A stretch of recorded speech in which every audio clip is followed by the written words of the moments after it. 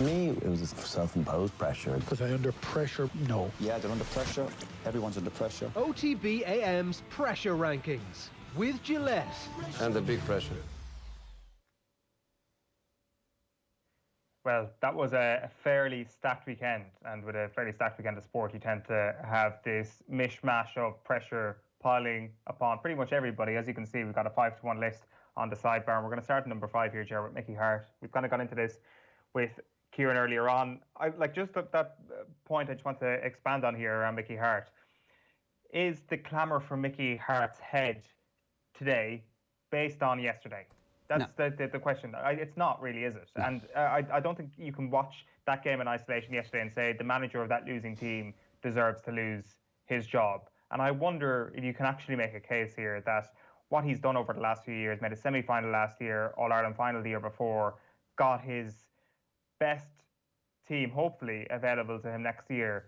Do you actually make it the one last hurrah? Do you actually say that before the year, that this is one last year we've signed a one-year contract and we're going to take this up till the end of 2021 and make everybody happy here? Because part of me does empathise with the view that Mickey Harte shouldn't be pushed out the door at this point. Okay, so if a new manager had come in and reached an All-Ireland semi-final, an All-Ireland final, semi-final, and then had this defeat 3 years ago, what would you be saying? So, Mickey Harte's career is its totality, and at the start, that team was absolutely sensational.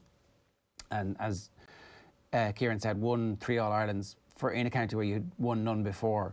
It does appear as if there are plenty of other candidates now, and so it's going to be interesting to see what the county board decide, if they want to keep Mickey Harte for one more year or if they actually do want a fresh voice. Sean Cavanaugh is the highest profile person who has come out and said that it is time for him to move on. There are plenty of columnists in the paper saying it's time for him to move on, and it's easy for the columnists. Sean Cavanaugh has to live and work in Tyrone and decide that he's going to put his head above the parapet. So if nobody else comes out, I think Mickey Harte's going to be fine. But if somebody else from that era comes out and says, I think Owen Mulligan might have in the past said that it was time for him to move on as well. So we'll see over the next few days as they all decide, right, is now the time to say Mickey's been a brilliant servant, what an incredible career he's had, but let's go with something new. And it's such a young team that it might be the right thing for a new manager to come in, because say he gives it one more year and they win, then you got another decade of Mickey Harte, right? Or if he doesn't win, have you blown that 1 year where everybody was...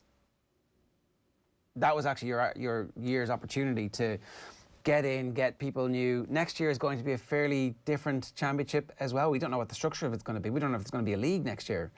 I don't know. I think he's had an amazing career and he's had his opportunity, and at some point you've got to admit that my time is up. That's just life.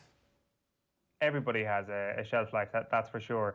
It's just going to be a very difficult thing for anybody to step away, given the fact that you will feel that you were shortchanged this year, that you were hoping for the full year and you got one game, and it was an Ulster Championship game against one of the best teams in the land, and you lost it by an hour margin. It is unfortunate. I just cannot see a world where Mickey Harte is volunteering his resignation anytime soon, and there might have to be a few more voices coming out and saying it. And there are a couple of candidates. You'd be looking at someone like Peter Canavan potentially as someone who'd be near the top of the list to actually take the job or to come up over the next little while, and what a new voice that might be. So it's going to be interesting, but I think that if you're waking up this morning thinking that Mickey Harte is living on borrowed time, I'm not sure it's a done deal that he is going to walk away or that he will be removed in this off season.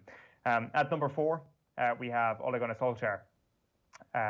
The silence around Solskjaer, I guess, on Super Sunday does become a little bit deafening at times, and to the point where it actually gets addressed head on yesterday by Roy Keane, diminishing the role of the manager essentially in what he was saying, that the motivation of players and their lack thereof can't be blamed on the manager. And I'm not sure if that's the right thing to say or not, but there is this constant Sunday evening discourse, whether it's Neville, whether it's Keane, whether it's both of them, either skirting around Solskjaer or defending him. And what you have then is social media filling the void, and hashtag Ole Out was trending on Twitter last night, for example, where there is a movement beginning where Manchester United fans don't want Solskjaer to be their manager anymore, and you've got Mauricio Pochettino, who is going to be on the same channel tonight, who I would assume is not doing media in Britain unless he was semi-interested in a job in Britain, and I don't think he'd be interested in a job with a lower profile, much lower than Manchester United anyway.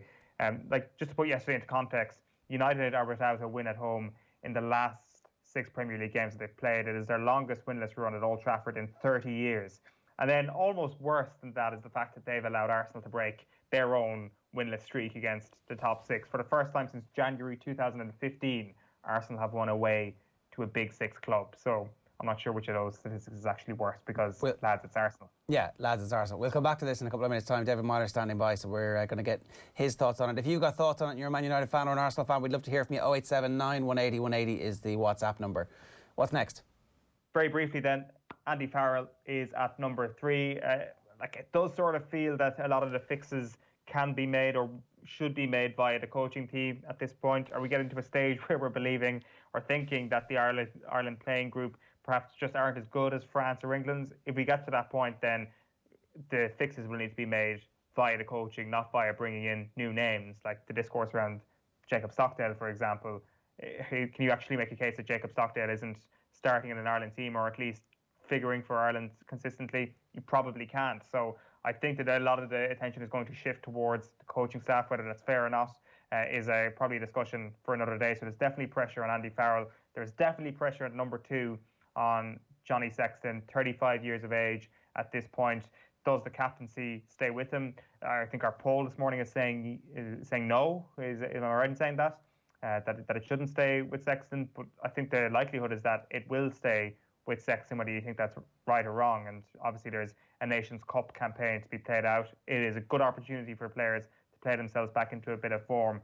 And you just wonder if the start of next year's Six Nations could be a bit of a new beginning. Meanwhile, a new beginning is probably going to be wanted by everybody in Wexford after their performance on Saturday night. Davey Fitzgerald is in at number 1 in our pressure rankings because he used the C word, the word character. Once Davey Fitz throws that out, you know you're under a lot of pressure. We showed no guts, no fight, and no character. It's extremely disappointing. Let's have a listen. Fair play to Galway, he said. They're miles ahead of us. We have 45 seconds of it here. Have a listen. I'm not really worried what the result is the next day. What I'll be worried about, will we come out and will we fight? That's the name of the game. I'm involved in hurling to compete. I'm not involved in hurling to just go out there and put up the white flag and hang Galway a game like we did tonight. It's absolutely horrendous, and I'm not happy with it. That was it. They just looked like the hungrier team. They were out in front. They were tough. They tackled hard. That was the difference in the end.